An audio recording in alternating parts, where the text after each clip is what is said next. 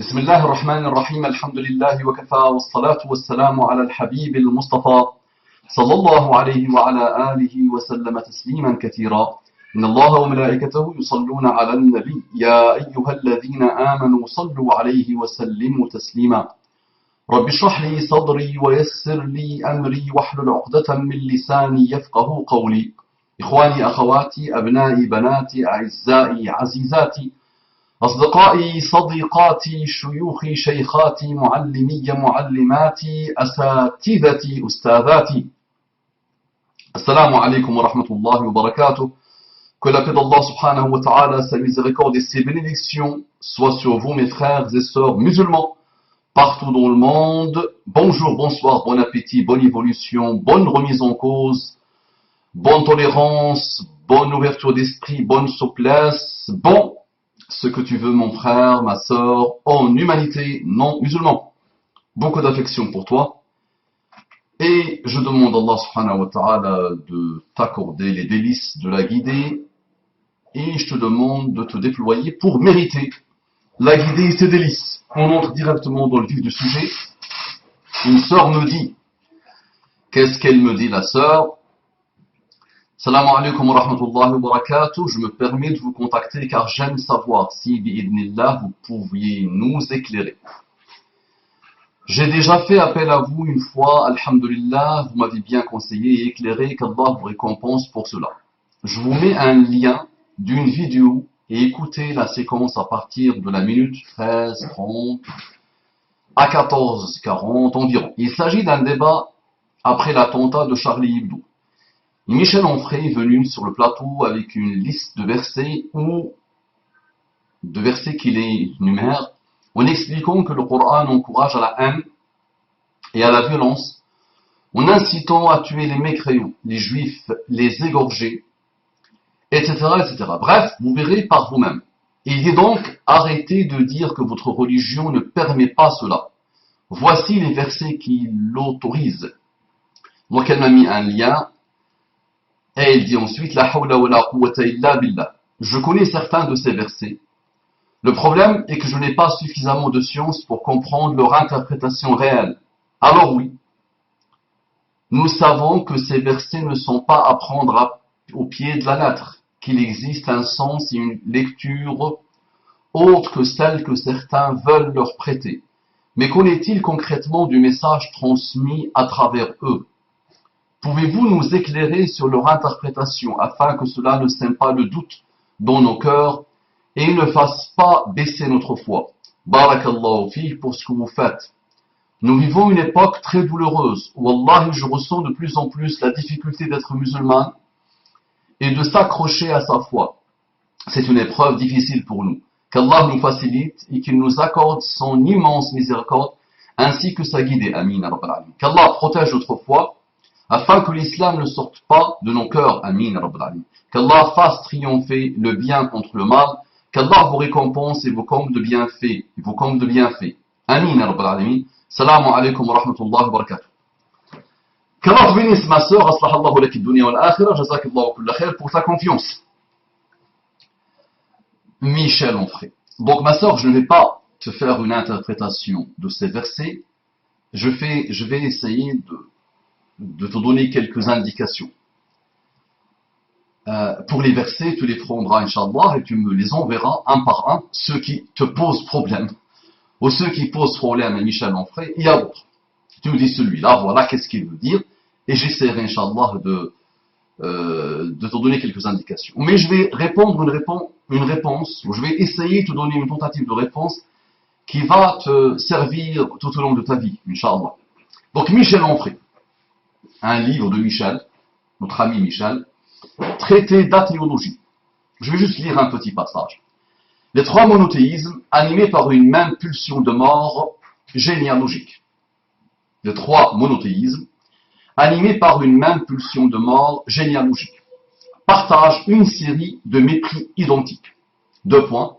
Haine de la raison et de l'intelligence. Haine de la liberté. Haine de tous les livres au nom d'un seul. Haine de la vie, haine de la sexualité, des femmes et du plaisir, haine du féminin, haine des corps, des désirs, des pulsions. En lieu et place de tout cela, judaïsme, christianisme et islam défendent, deux points, la foi et la croyance, l'obéissance et la soumission, le goût de la mort et la passion de l'au-delà, l'ange asexué et la chasteté, la virginité et la fidélité monogamique, l'épouse et la mère, l'âme et l'esprit, autant dire la vie crucifiée et le néant célébré. D'accord ? Il continue, en philosophie, il y a eu jadis une époque mort de Dieu, celle de Nietzsche. Mort de Dieu. La nôtre, et ça a précédé Nietzsche. Nietzsche a dit la phrase, mais ça a précédé Nietzsche. La nôtre, ajoute Michel Onfray, serait plutôt celle de son retour. D'où l'urgence, selon lui, d'un athéisme argumenté, construit, solide et militant. Donc notre Michel Onfray est le prophète et le Jésus de l'athéisme. Dieu, son messager, le Père, le Fils et le Saint-Esprit se sont réunis dans le Michel Onfray de la religion athée. Donc, si je prête mon intention à ce petit passage, la religion islamique, les autres religions monothéistes, ne vivent que pour la mort. Je me dis que sur le 1,6 milliard de musulmans, il y a une majorité écrasante qui n'ont rien à voir avec ce que Allah leur demande. Je répète, je dis que la majorité écrasante des musulmans n'ont rien à voir avec ce que Allah leur demande, puisque Allah leur demande de massacrer. Avec les versets que Michel Onfray nous sort, et en face il y avait le journaliste qui lui sortait d'autres versets, mais là on pourra tergiverser jusqu'à la fin des temps, parce qu'on pourra essayer de faire dire à chaque mot employé par Allah subhanahu wa ta'ala ce qu'on veut ou ce que notre âme bestiale malheureuse veut, ce que nos intérêts mesquins veulent. Donc, si le Coran nous demande de massacrer et de tuer l'innocent, je pose une question à ma sœur. Donc toi, tu as une gêne, tu as quelque chose qui te touche par rapport à ces versets. Puisque on peut lire dans le verset qu'Allah, on peut comprendre d'un verset peut-être, qu'Allah nous demande de tuer le mécréant, de le frapper ici, de le décapiter, de l'égorger, de le chasser partout. N'est-ce pas? Toi, être humain, simple créature, ça te gêne, n'est-ce pas? N'est-ce pas? Tu es une simple créature, ça te gêne. Allah subhanahu wa ta'ala, ça ne le gêne pas, lui. Nous ne sommes que des créatures, rien du tout. Walou, nothing, lâchez. Ça nous gêne. Donc, on finit peut-être par se prendre, par croire que nous sommes plus justes qu'Allah. Allah est le juste. Allah dit qu'il est le juste. Il est juste. L'adl. D'accord? Je me dis plutôt que Monsieur Hitler a été rassasié de Coran, a été rassasié de Bible alors, puisqu'il, lui, l'a massacré. Lui, il vivait pour le massacre. Je suis sûr et certain que si Hitler avait massacré des musulmans, personne n'aurait bougé. Si Hitler avait causé la mort de 60 millions de musulmans, personne n'aurait bougé. On aurait même peut-être trouvé dans les livres d'histoire que Hitler est un grand homme. Puisque César est un très très grand homme. On a fait plusieurs films, bien romancés, bien manipulateurs, sur César. Il paraît que César n'a pas lu le Coran, mais il a vécu pour la mort. Et il a massacré des gens. Alexandre al-Maqdouni, Alexandre, le Macédonien, c'était un assassin tueur féroce d'une cruauté inégalée. Quand tu penses à Alexandre, tu penses à quoi? Tu penses à un grand homme. Parce qu'on t'a convaincu, par une tonne de livres, et surtout par une tonne de films, que Alexandre al-Maqdouni est le plus grand conquérant que la terre a connu. Sauf que quand il voulait conquérir des contrées infinies et ne leur offrait pas des fleurs. C'était un assassin plein de cruauté. Il n'a pas lu le Coran, lui. Il n'a pas lu le Coran. Il ne connaît pas ces versets. Tu veux d'autres? Donc je t'ai cité Alexandre Makdouni, le Macédonien. Je t'ai cité Jules César. Tu veux que je te cite un autre que tu connais parfaitement bien? Que les livres que la France a écrits sur lui sont infinis. Il s'appelle Napoléon Bonaparte. Je me suis amusé à l'étudier en profondeur. 6,5 millions de morts causés par Napoléon Bonaparte. Minimum. Minimum.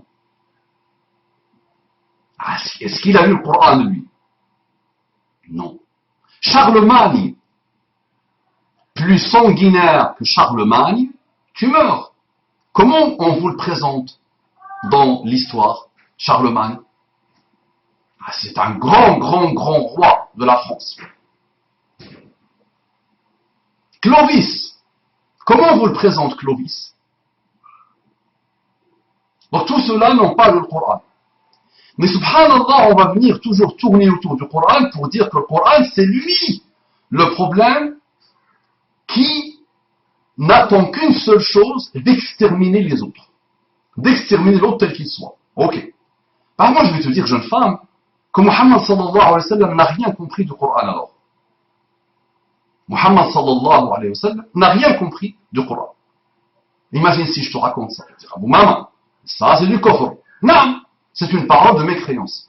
Mais si je suis ce raisonnement, ce type de raisonnement, monsieur Onfray, notre roi athée, notre prophète athée, notre divinité de l'athéisme, donc il appelle son livre Traité d'athéologie. Il tourne tout le temps autour de ça, lui.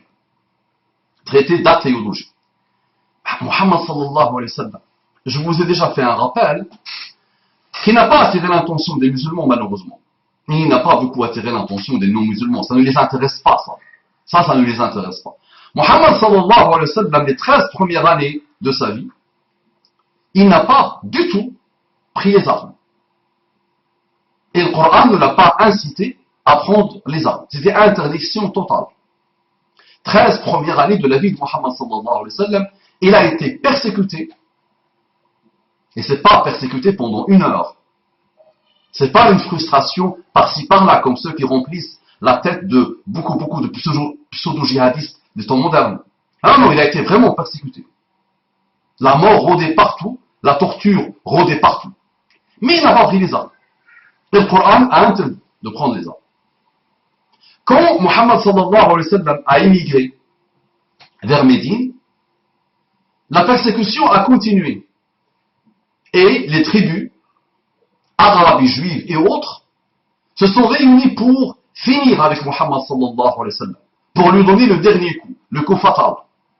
Et Muhammad sallallahu alayhi wa sallam, par un verset du Coran, il a commencé à se défendre. Maintenant, je vous pose une question. Combien ont coûté les batailles de Muhammad sallallahu alayhi wa sallam? Combien ont coûté 10 à 12 ans de combat de Muhammad sallallahu alayhi wa sallam? C'est celui qui recevait le Coran. Soit il l'a inventé, soit il l'a reçu d'un dieu ou d'une divinité. D'accord? Donc lui, c'est lui qui le comprend parfaitement et qui doit l'appliquer à la perfection. Muhammad sallallahu alayhi wa sallam, normalement, si le Coran appelait vraiment à massacrer des innocents, à massacrer des mécréants, d'accord? Muhammad sallallahu alayhi wa sallam devait nous donner un exemple. Parce qu'il est l'exemple parfait, la référence absolue de chaque musulman. C'était un Coran ambulant. Aïcha l'appelait un Coran ambulant. Donc, Muhammad sallallahu alayhi wa sallam aurait massacré 100 000, 200 000, 1 million, 2 millions. Allez voir combien Jules César a massacré. Il avait massacré les Gaulois, non? Combien Napoléon a massacré? Combien Alexandre le Macédonien a massacré? Combien Charlemagne a massacré? Combien de personnes Clovis a massacré? Et combien Combien Hitler a massacré? Muhammad sallallahu alayhi wa sallam, dans tous les combats qu'il a menés et qu'il a subis souvent, il y a eu 1000 morts au mieux, 1200 au pire. 1000 morts au mieux, 1200 au pire. Âmes musulmanes et non musulmanes. Toutes les batailles de Muhammad sallallahu alayhi wa sallam ont coûté à l'humanité 1000 à 1200 morts en combat direct.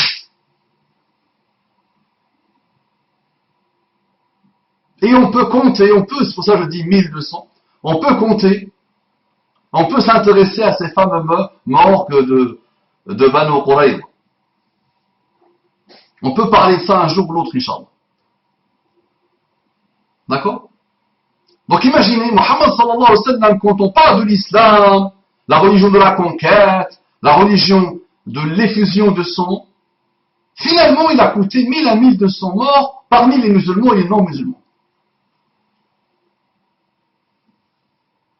C'est bon? Est-ce que ça répond à ta question? Donc ces versets, nous avons grandi, alhamdoulilah, avec le Coran. Nous l'avons lu, nous l'avons étudié, nous l'avons psalmodié, nous avons vécu avec le Coran. N'importe quel musulman essaie d'écouter Allah lui parler. Personnellement, quand je suis arrivé dans ce pays, je n'avais aucune intention de massacrer qui que ce soit. Et je voyais en l'autre un frère. Je voyais en l'autre un frère pour qui j'ai un énorme respect et pour qui je m'impose, et ma religion m'impose une exigence totale de vivre en paix avec lui, en tolérance, en souplesse intellectuelle. En empathie totale aussi. D'accord? Donc, Michel Onfray joue son rôle. Michel Onfray est un athée, possédé d'athéisme. Et il est beaucoup plus athée que Nietzsche. Il est beaucoup plus athée qu'une génération d'athées qui avaient pour moi la foi, mais qui, dans des maladresses, dans des réactions par rapport à l'Église, par rapport au ravage de l'Église, ont finalement cru qu'ils étaient athées. On finit par détester cette religion qui massacre et qui tue, et qui torture, et qui vole, et qui escroque. D'accord? Donc ça c'est un gag. Wallahi c'est un gag. De croire et de dire que le Coran est là pour nous demander de tuer des innocents, de massacrer le non-musulman. Ben, moi j'ai la référence. La référence s'appelle Muhammad sallallahu alayhi wa sallam. Je ne peux même pas aller après lui. Je m'arrête à lui. Et je vois comment il a géré, lui, 23 ans de message de l'islam. Point. D'accord? Donc le Coran maintenant, celui qui a un minimum d'honnêteté intellectuelle, qui ouvre le Coran et qui le lit, la première chose qu'il dit, c'est qu'il est extraterrestre. Il n'est pas humain, extra-humain. La deuxième chose, c'est que on voit des valeurs inhumaines. Je vais me permettre de le dire. Inhumaines.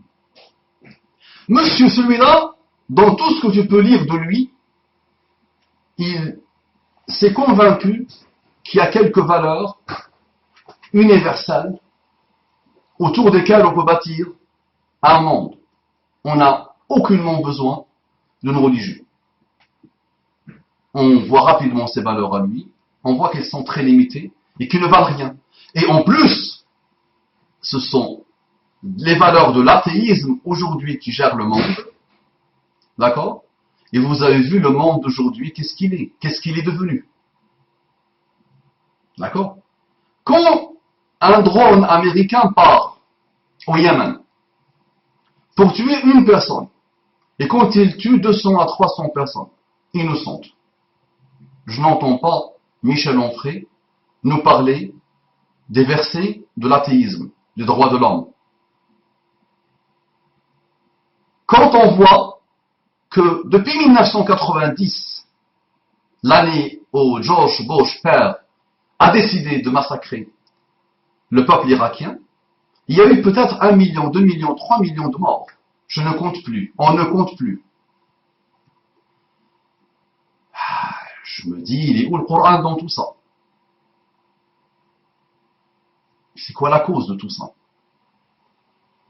Même ces petits gamins qui tuent aujourd'hui, qui se prennent pour des pseudo-djihadistes, combien ils coûtent à l'humanité? Combien?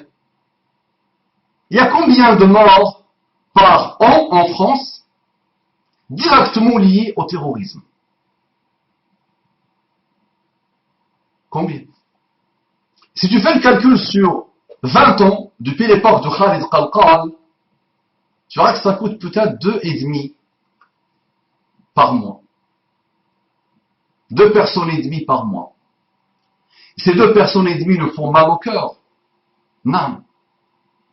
Mais quand on sait qu'il y a 27 000 morts minimum par jour de famine, causés par la famine, quand on sait qu'il y a plus de 40 000 morts juste en France annuellement, causés par l'alcool, quand on sait que tous les 3 jours une femme meurt suite aux violences conjugales,